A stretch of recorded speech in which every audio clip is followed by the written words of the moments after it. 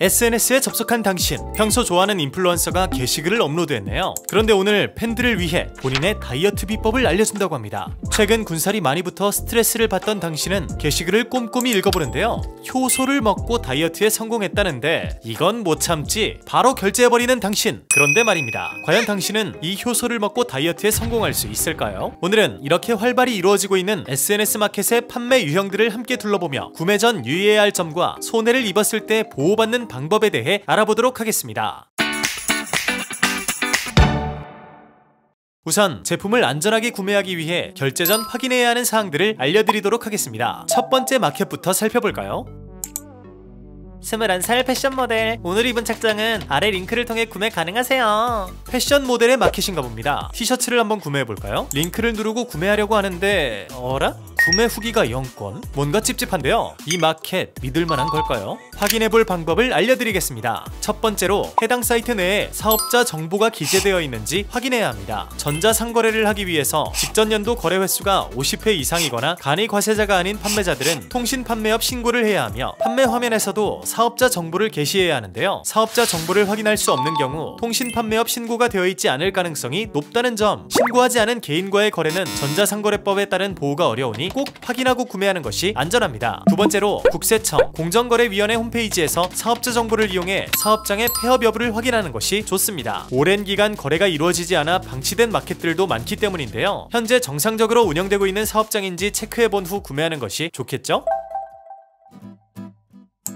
문의 많았던 요 아이 2차 공고 진행합니다. 가격 문의는 DM 주세요. SNS 공동구매 게시글에서 많이 볼 수 있는 형태죠. 이렇게 구매자 입장에서 게시글만으로는 그 가격을 알 수 없도록 홍보하는 경우가 많은데요. 이런 경우 구매자는 판매자에게 개인 메시지를 전송해 가격 문의를 해야만 합니다. 여기서 잠깐! 전자상거래법 제13조에서는 전자상거래로 물품을 판매할 때 소비자에게 안내되어야 하는 항목들을 정해놓았는데요. 제4항을 확인해보면 재화 등의 가격을 표기해야 한다고 명시되어 있습니다. 소비자 입장에서는 가격 표기가 되어 있지 않은 제품들이 많아 답답했는데, 가격 표기가 되어 있지 않은 경우 전자상거래법 위반일 수도 있다는 사실. 다만 일상생활용품, 음식료 등을 인접지역에 판매하기 위한 거래에 대해서는 전자상거래법 제13조 등이 적용되지 않기 때문에 가격 표시를 하지 않더라도 현행법상 위법하다고 보기 어려운 경우도 있습니다. 비밀 댓글, 쪽지, DM 등을 통해 가격 문의를 하게 만드는 사업자가 있다면 불법 거래에 해당할 가능성이 있으므로 거래에 주의하는 것이 좋겠죠.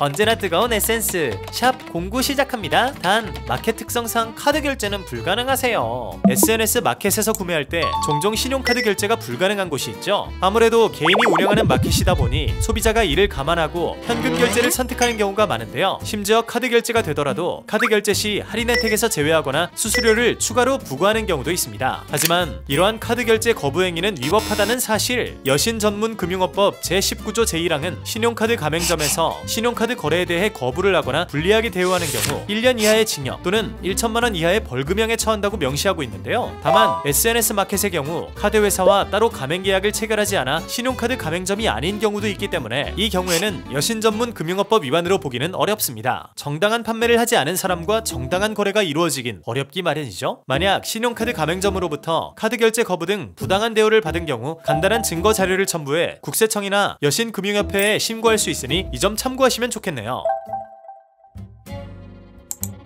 해당 제품은 1:1 오더 시스템으로 변심으로 인한 교환 환불이 불가능하세요. SNS 마켓을 연 대다수의 인플루언서는 제조업체와 협업을 통해 공동구매 형태로 물품을 판매해서 주문을 받은 후 제품을 입고하는 1:1 오더 형태가 많습니다. 그래서 그런지 주문 제작, 공동구매 등의 이유로 환불을 거부하는 경우가 많은데요. 하지만 청약철회를 제한하는 것은 위법입니다. 일반적으로 소비자는 자신이 체결한 전자상거래 계약에 대해 과실이 없다면 물품 수령 후 7일 이내에 청약철회가 가능합니다. 또한 사전에 마켓 측에서 일방적으로 교환환불 불가를 명시해놓은 경우라 할지라도 이는 법적 효력이 없는 위법한 약정이기 때문에 소비자는 환불 요청이 가능합니다. 단 소비자의 잘못으로 물건이 훼손되었거나 소비자의 주문에 따라 개별적으로 생산되는 상품으로 청약철회 시 사업자에게 중대한 피해가 예상되고 사전에 주문 취소 및 반품이 불가하다는 사실에 대해 소비자가 서면 동의한 경우에는 청약철회가 불가할 수 있습니다. 또한 앞서 살펴보았듯이 일상생활용품, 음식료 등을 인접지역에 판매하기 위한 거래는 전자상거래법상 규제를 받지 않을 수도 있다는 점도 참고하시기 참고하시는 것이 좋겠습니다. 무엇보다 부당하게 교환 환불을 제한하는 마켓과는 거래하지 않는 것이 좋겠죠? 자, 이렇게 구매 전 주의해야 할 사항들을 확인해봤는데요. 만약 이런 주의에도 불구하고 피해가 발생했을 때는 어떻게 대처해야 하는지도 알려드리겠습니다. 먼저 공정거래위원회가 고시한